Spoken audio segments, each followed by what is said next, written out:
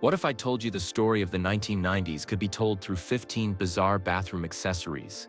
Glow-in-the-dark toilet seats, toilet tank aquariums, even singing toilet paper holders. These vanished oddities weren't just decor. They were snapshots of a decade bursting with boldness, technology, and cultural change. But what do these strange relics reveal about who we were, and how the 90s still shape us today? In the early 1990s, even the bathroom was full of strange new things. Some of them made you laugh, some of them made no sense, and some of them now feel like a dream you only half remember. They were bright, loud, and silly, yet at the time they felt like treasures. To step into a bathroom then was to step into a small museum of the decade. To really understand the 90s, we can walk through 15 bathroom accessories that have all but vanished, each one telling a little story about the way people lived, the way they wanted life to feel, and the way a whole culture tried to turn even the most private spaces into playgrounds. 1. The inflatable toilet cushion was a puffy seat cover filled with air. It made a squeaky sound when you sat down, like a pool toy in the wrong place. People thought it was better for comfort, but it would leak or deflate, leaving you with nothing but embarrassment. It showed the 90s love for gadgets, even when they did not work very well. 2. Waterfall faucet attachments were clear plastic pieces shaped like dolphins or rainbows. When you turned on the sink, the water slid out in a little arc, almost like a magic trick. It felt like brushing your teeth inside a cartoon world. These little toys made washing your hands into a small show. 3. Toilet tank aquarium kits were the wildest of them all. People placed small fish in see-through cases that fit around the toilet tank. Imagine hearing the flush and seeing a goldfish swim by in a blur of bubbles. It mixed the calm of nature with the strange hum of a bathroom.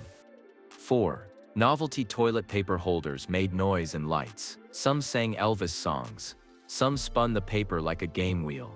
They were fun for a minute, then annoying forever. Yet they caught the 90s idea that every object should entertain.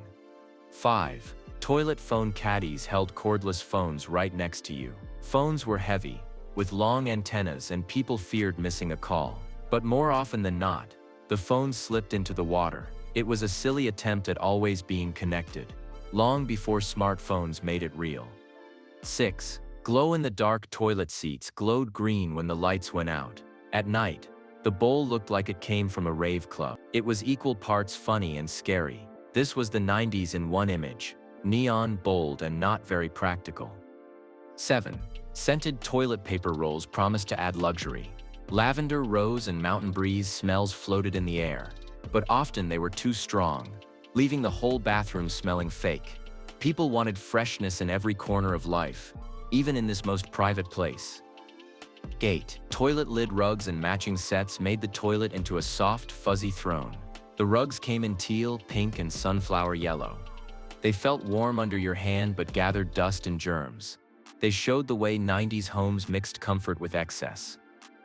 9. Novelty soap dispensers came in every shape. Dinosaurs, rocket ships, cartoon heads. Children begged to pump soap just to see the figure bobble or squeak. It turned cleaning into a toy, part of a larger trend of mixing chores with fun. 10. Motion-sensing air fresheners hissed loudly whenever you walked past. They were shaped like little pods and gave off sudden clouds of spray. Guests jumped every time, startled in the middle of quiet moments. It was the bathroom version of high-tech surprise. 11. Bathroom radios with suction cups stuck to the shower tiles. They played grunge, boy bands, or talk radio through tiny waterproof speakers. The sound was tinny, but the feeling was huge. You were singing with Kurt Cobain while shampooing your hair. 12. Disposable toilet seat covers were sold in neat packs for guests. Thin as tissue, they promised safety and extra care. Few people trusted them, and most stayed in drawers. Yet they carried the 90s obsession with hygiene and appearance. 13.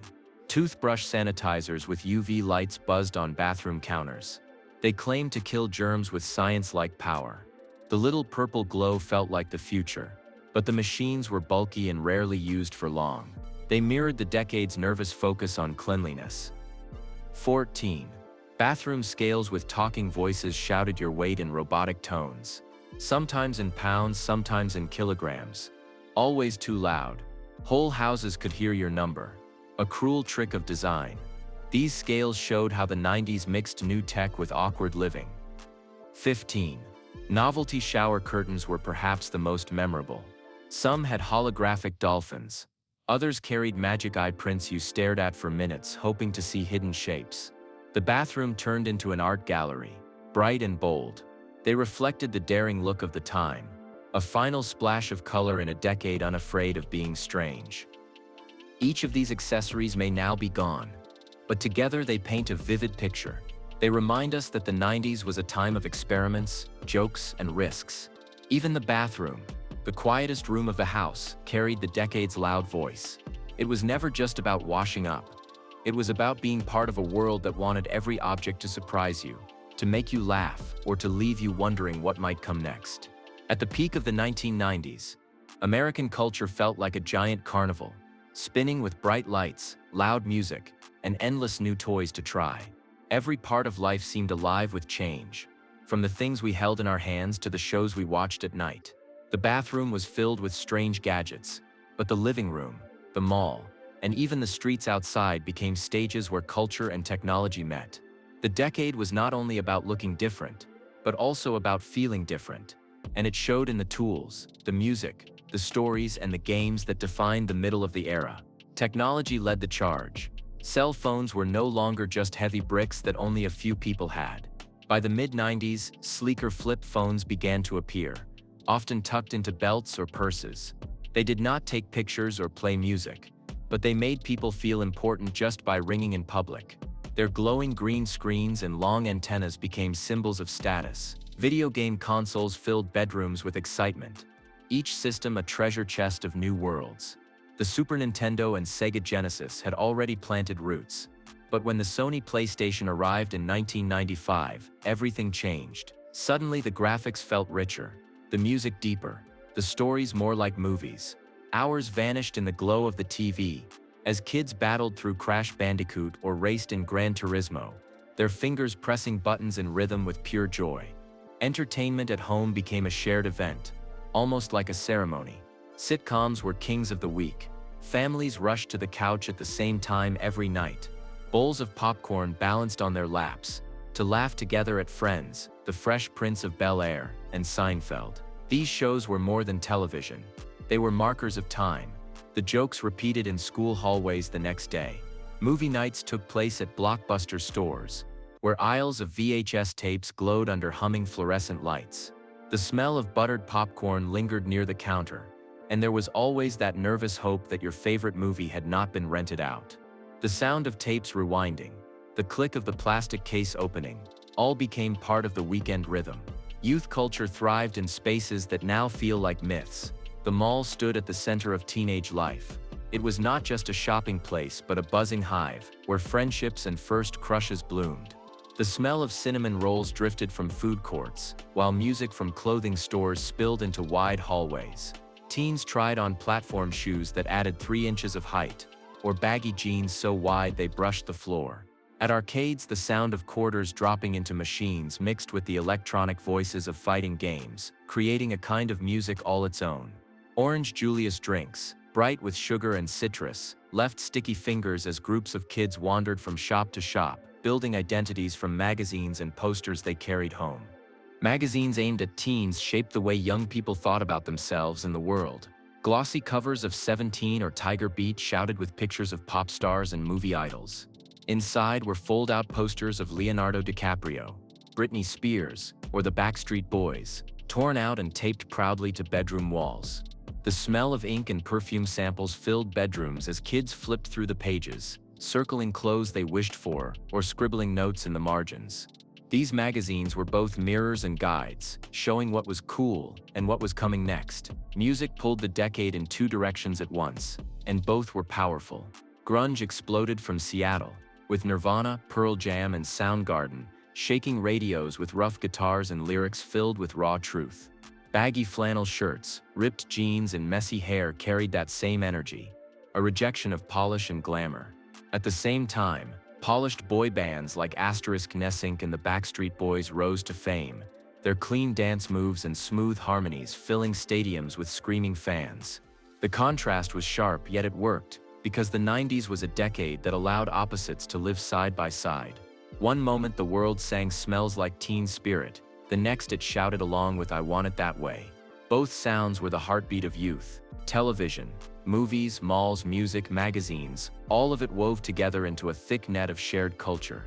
People talked about the same shows, bought the same posters, and wore the same shoes. The feeling of belonging was strong, even if it was just belonging to a fad that might vanish in a year. There was a sense that the world was growing bigger, brighter, and faster, and that young people were at the very center of it. The glow of neon, the hum of video game machines, the buzz of cordless phones, the crinkle of VHS covers, all of these little sounds and sights made up the daily rhythm of the peak 90s. And while no one knew it at the time, this rhythm was leading towards something even greater, something digital, that would soon change everything. By the late 1990s, the air itself seemed to buzz with something new, something invisible yet everywhere. It was not the sound of a radio or the hum of a mall arcade. It was the shriek of dial-up internet, that high-pitched series of tones that meant you were connecting to a whole new world. The sound came from beige desktop computers that sat heavy on desks, their screens glowing with soft green or blue light. When the words "You've got mail" echoed from the speakers, it was more than a message. It felt like a door had opened, and behind it waited millions of voices and endless unknown paths. Kids crowded into chat rooms where every name was made of numbers and symbols, like Skate 8 or Boy 92 or Cool Chick X. The words scrolled fast down the screen, strangers talking about favorite shows, favorite games, or secret crushes. It felt exciting, and a little dangerous, like stepping into a crowded street where no one knew your face. Parents peeked nervously around doors, unsure what their kids were doing, but unable to stop the pull of this glowing box. The old rules of time and distance began to break. Friends who once passed folded notes in class now stayed up late typing lines back and forth on instant messaging, the screen blinking with every new word. At the same time, music began to slip free from its old forms. For decades, songs had lived on tapes and CDs, objects you could hold in your hands. But now, through new software, music was squeezed into files small enough to travel across the internet. They were called MP3s. And once you knew where to look, you could find almost any song and bring it onto your own computer. Napster, the file-sharing program that appeared in 1999, changed everything. Suddenly, a whole CD that once cost $15 at the store could be downloaded in a single night, while the modem whined and clicked. The excitement was electric, but so was the fear. Record stores began to struggle, musicians worried about losing money, and whole industries shook under the weight of these tiny files. Portable CD players tried to keep up, offering anti-skip protection, so kids could run with music bouncing in their backpacks. Headphones curled around ears, as people carried their soundtracks everywhere they went. But the truth was clear: music was slipping out of its cages, turning into pure digital air. Communication itself began to change. With AOL Instant Messenger, or AM, usernames became identities. Some were silly, some mysterious, but all of them carried power. A simple BRB or LOL, written in lowercase letters, was enough to send a ripple through friendships. The little door slamming sound when someone signed off could break a heart, while the cheerful ding of a new message felt like lightning in your chest. The thrill of waiting to see if a crush would come online after school became one of the strongest feelings of the decade's end. But as the year 2000 drew closer, another feeling spread: fear. People worried about something called Y2K, a computer problem that might shut the world down at midnight on New Year's Eve. The numbers on computer clocks only used 2 digits for the year, and many believed that when 99 rolled to 00, machines would think it was 1900 instead of 2000. The news was full of warnings. Would planes fall from the sky? Would banks lose all their money records? Would hospital machines stop working? Families stocked up on canned food and bottled water, and some even bought small generators, preparing for a world without power. Yet there was also excitement. People stood on the edge of a new century, watching fireworks being planned for cities across the world. Some thought the internet might solve every problem. Others thought it might open doors too wide. At parties on December 31st, 1999, eyes flicked from glowing televisions to digital clocks, waiting to see what would happen. And when the ball dropped in Times Square and nothing crashed, relief spread like laughter. The world had not ended. Instead, it had begun again, brighter and faster than before. The late 90s had carried people from simple cordless phones and VHS tapes to a world of digital music, instant words, and the promise of global connection. It was messy, thrilling, and sometimes scary, but the direction was clear. The age of computers had stepped out of science labs and into bedrooms and living rooms, forever changing the way people talked, played, and dreamed. Even if no one fully understood it yet, the digital tide was rising, and the 90s had carried everyone straight into its waves. Looking back now, the 1990s feel like a world both close and far away, a place you can almost reach if you close your eyes, but one that slips away the moment you try to touch it. The glow of neon colors, the buzz of a modem, the smell of popcorn at Blockbuster, the squeak of a plastic toy soap pump. These memories still live inside many people who grew up in that time. Yet the decade was not just a memory box of fun and strange objects. It was a turning point, a bridge between the simple ways of the past and the rushing speed of the new century. To understand its lasting power, we have to see how those small things, silly bathroom rugs, glowing toilet seats, teen magazines, boy band posters, actually showed bigger truths about how culture, technology, and identity were changing. The strange bathroom accessories of Act 1 might seem like jokes today, but they reveal something deeper about the 90s spirit. That inflatable toilet cushion or talking bathroom scale was not only a toy, it was proof that people were ready to let technology and play mix in every corner of their lives. Glow-in-the-dark toilet seats and dolphin-shaped faucet spouts carried the same message. Even the most private space could be a stage for color, invention, and fun. These objects may have vanished, but their spirit lives on in today's smart homes, where voice assistants play music in the shower, and bathroom mirrors connect to Wi-Fi. The 90s taught us to expect that even ordinary things could surprise us. At the peak of culture in Act 2, malls, sitcoms, video stores, and teen magazines built a shared rhythm of life. That rhythm is gone now. Malls stand empty, Blockbuster is a memory, and magazines gather dust. Yet the feelings remain. Streaming platforms today are really just the next step from the ritual of gathering for Friends or Seinfeld. Social media feeds are the new version of posters taped to bedroom walls. Except the images are endless and refresh every second. Even TikTok dances echo the boy band choreography of Asterisk and NSYNC and the Backstreet Boys. Only now they spread worldwide in hours instead of years. The 90s set the pattern for how culture could spread fast, stick in hearts, and become part of daily life. The digital rise in Act 3 is where the foundation for our current world was truly built. The dial-up shriek may be gone, but it is the ancestor of every high-speed connection we carry in our pockets. AOL chat rooms were the training ground for today's social networks, teaching people to build new identities online. AM away messages were the early status updates, full of moods and secret hints, long before Instagram stories or tweets. Napster's revolution, which shook the music world, became the blueprint for Spotify and Apple Music, where songs now flow without weight or limit. Even Y2K, with all its fear and buildup, left a lesson that computers were powerful enough to shape human life, and that the future depended on understanding and guiding them. But the lasting impact of the 1990s goes beyond technology. It lives in the way people who grew up in that time still hold on to its sights, sounds, and feelings. Baggy jeans and platform shoes return every few years as fashion cycles spin.